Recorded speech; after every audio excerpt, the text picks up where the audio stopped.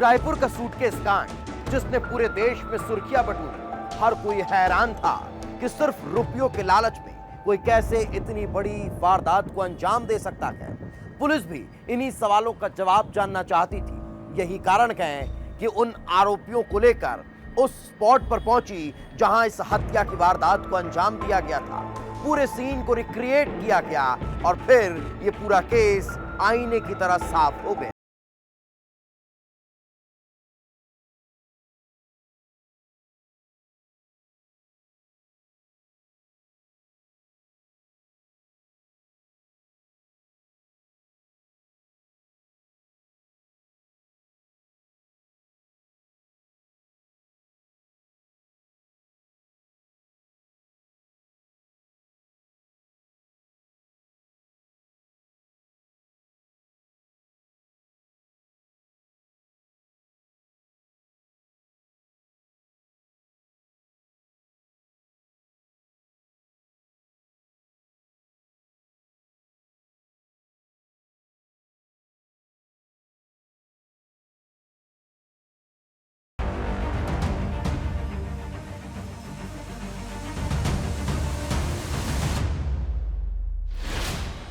तारीख 26 जून, समय दोपहर 3 बजे, जगह इंद्रप्रस्थ कॉलोनी, रायपुर। रायपुर के इंद्रप्रस्थ कॉलोनी के बाहर लोगों की भीड़ जमा हो गई थी। लोग जानना चाहते थे किस बिल्डिंग के तीसरे माले वाले एक फ्लैट के अंदर आखिर किस तरह से खूनी खेल हुआ। हर कोई समझना चाहता था कि आरोपियों ने किस शातिर अंदाज में लाश को बाहर निकाला। पुलिस भी समझना चाहती थी कि दरिंदों ने किस तरह से पूरी वारदात को अंजाम दिया था। पुलिस हर सीन को दोबारा देखना चाहती थी, समझना चाहती थी। लिहाजा सूटकेस कांड के चारों आरोपियों को लेकर पहुंचती है। साथ में हत्या में इस्तेमाल की गई पेटी और हूबहू वैसा ही लाल सूटकेस लाया जाता है जिसके अंदर किशोर पैकरा की लाश को ठिकाने लगाया गया था।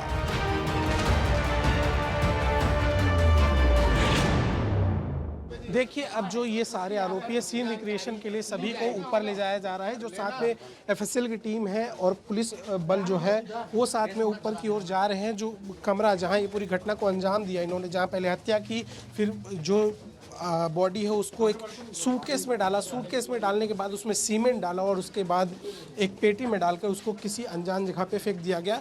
इसके लिए देखिए कैसे पूरी घटना को अंजाम दिया। उसके लिए अब एफएसएल की टीम साथ ही साथ पुलिस बल है वो जा रहा है। डीडीओ नगर थाना पुलिस जा रहा है जिसमें टीआई एसएन सिंह, साथ ही साथ सीएसपी। ये जैसा कि आप बैग देख पा रहे होंगे, ये बैग भी वही बैग है जिसमें लाश मिली थी, जिसमें इन्होंने मारने के बाद लाश को रखा था और सीमेंट डाल के फेंका गया था। तैयारी पूरी हो चुकी थी। लोगों की धड़कनें बढ़ने लगी थी क्योंकि 21 जून का वो मंजर फिर दिखाई देने वाला था। फ्लैट के अंदर खूनी खेल दोहराया जाना था। फिर से किशोर के तड़पने की तस्वीरें सामने आने वाली थी। उसके गर्दन पर चाकुओं से वार होने वाला था। उसकी लाश को बेरहमी से सूटकेस में ठूंसा जाने वाला था और फिर पुलिस धीरे धीरे आरोपियों को लेकर आगे बढ़ने लगती है और मल्टी के D321 नंबर फ्लैट में घुस जाती है, जहां किशोर पैकरा को कुछ दिन आराम करने के बहाने अंकित उपाध्याय और उसकी पत्नी शिवानी शर्मा लेकर आते हैं। जो हत्या का जो घटना है वो आरोपियों के द्वारा ही अंजाम दिया गया था। इसी फ्लैट में उसको मारा गया था, तो इसके बहुत ज़्यादा चांसेस है कि यहाँ पे बहुत सारे इंपॉर्टेंट एविडेंस मिलेंगे। इस वजह से एफएसएल की टीम के साथ ही साथ आरोपियों को यहाँ लाया गया है और जो भी इंपॉर्टेंट एविडेंस है उसको कलेक्ट किया जा रहा है। क्योंकि अंदर जो हुआ वो चौंका रहा था, अंकित और शिवानी के खौफनाक करतूतों को दिखा रहा था। उन्होंने बताया कि कैसे किशोर को मौत के घाट उतारने के पहले पोहा खिलाया गया था जब वो आराम करने लगा और फिर यहीं से शुरू हुआ खूनी खेल। ऐसा खेल जिसने पूरे छत्तीसगढ़ को हिलाकर रख दिया। किशोर पैकरा सुबह सुबह आराम करने के लिए सोया था, लेकिन फिर कभी उठ न सका। जिस पर उसने भरोसा किया था उन्हीं ने मौत की नींद सुला दिया। अंकित उपाध्याय ने उसके गले को दबाना शुरू कर दिया था। वो छटपटा रहा था, वो तड़प रहा था, लेकिन आवाज कमरे से बाहर न जा सकी। इसके लिए शिवानी ने उसके पैरों को पकड़ लिया था।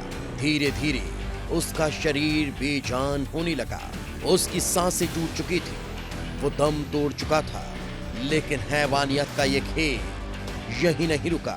मौत की पुष्टि करने के लिए अंकित ने उसकी गर्दन पर कई बार चाकू से वार किए और इसी के बाद उसकी लाश को सूटकेस में बंद किया गया। दुर्गंध को छिपाने के लिए सीमेंट से प्लास्टर किया गया और इस बात के सबूत सीन रिक्रिएट करने के दौरान पुलिस के हाथ भी लगे। पुलिस को वो चादर मिली जिससे खून को साफ किया गया था। पुलिस को सीमेंट मिला जिससे लाश को प्लास्टर किया गया था। वो वॉकर मिला जिसके सहारे किशोर पैकरा को इस फ्लैट तक लाया गया था। पुलिस को वो चाकू भी मिला जिससे हत्या करने के बाद नाले में फेंका गया था। आरोपी की हर करतूत से पर्दा उठ रहा था। उनकी हर चाल बेनकाब हो रही थी और फिर शुरू हुआ लाश को ठिकाने लगाने का खेल। आरोपियों ने पुलिस के सामने दिखाया कि कैसे लाश को फ्लैट से नीचे लाया गया, किसने ट्रंक उठाया और किस तरह से लिफ्ट से बाहर लाया गया। बाहर कार तैयार खड़ी थी जिसमें डिग्गी में ट्रंक को रखा गया। ट्रंक बड़ा था, लिहाजा गेट को खुला ही छोड़ा गया। लाश ठीक वैसे ही रखी गई जैसे आरोपियों ने हकीकत में रखी थी। फिर आरोपी लाश को ठिकाने लगाने के लिए जिन रास्तों से गुजरे उन्हीं रास्तों से उस जगह पर पहुंच गए। आरोपियों ने दिखाया कैसे उन्होंने पेटी को सुनसान जगह पर छोड़ा था। इस दौरान शिवानी शर्मा भी वहां मौजूद रही। धारदार हथियार उसके द्वारा जो आरोपी है उसके अपने पास रखे हुए धारदार हथियार से उसकी हत्या की गई थी। उस हथियार को अभी तक जो बताया गया उसके अनुसार से जो मौके पर जिससे टावेल से जिसको मौके पर खून था उसको साफ किया गया है। वहाँ जो चाकू था उसको किया गया और इसको सबको प्लास्टिक के बोरी में लपेट करके नाले में फेंकना बता रहा है।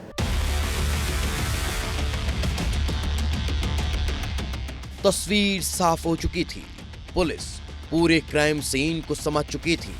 वो हैरान थी, आखिर एक साधारण से दंपत्ति इतनी खौफनाक साजिश कैसे रच सकते हैं। लेकिन पुलिस को हर सवाल का जवाब मिल चुका था, कई सबूत हाथ लग चुके थे। लेकिन क्या ये सब सिर्फ पैसों के लिए किया गया था? क्या सिर्फ ये कुछ लाखों का मामला था या फिर रुपयों के साथ भी कुछ ऐसा था कि अंकित और शिवानी ने इस खौफनाक साजिश को अंजाम देने का ठान लिया? रायपुर का सूटकेस हत्याकांड, इस हत्याकांड में जिस किशोर पैकरा की हत्या हुई थी, मैं उनके घर के बाहर मौजूद हूँ। ये आपको जो घर दिखाई दे रहा है, ये एक समय पे रायपुर का सबसे आलीशान बंगला हुआ करता था, पर अब इसकी हालत खंडहर जैसी हो गई है। इसी का बहाना देकर जो अंकित है, किशोर पैकरा को यहाँ से अपने फ्लैट में ले गया था। हत्या है ये इसीलिए हुई, पैसे के लिए हुई।